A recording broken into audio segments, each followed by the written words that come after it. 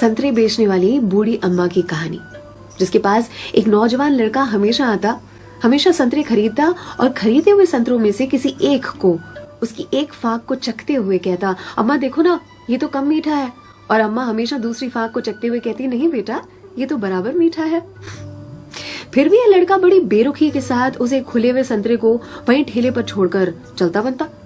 अब इस नौजवान के साथ उसकी पत्नी भी हमेशा हुआ करती।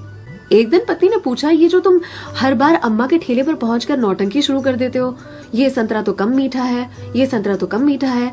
संतरे तो मैंने भी चखे हैं, बराबर होते हैं, लेकिन फिर इस नौटंकी के पीछे राज क्या है, चाहते क्या हो तुम? इस पर लड़के ने अपनी पत्नी को एक मीठी सी मुस्कान दी और कहा, मुझे भी पता है कि सारे के सारे संतरे बहुत ही मीठे होते हैं, लेकिन तुमने कभी अम्मा को देखा है?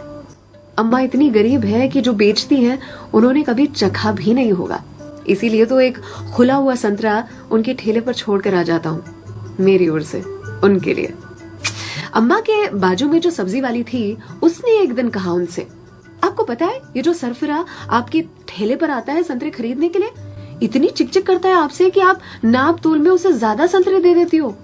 इस पर अम्मा ने कहा कि वो कभी मुझसे संतरे की मिठास पर चिकचिक करता ही नहीं है, वो ये चिकचिक करता है मुझे संतरा खिलाने के लिए, एक छोड़कर जाता है।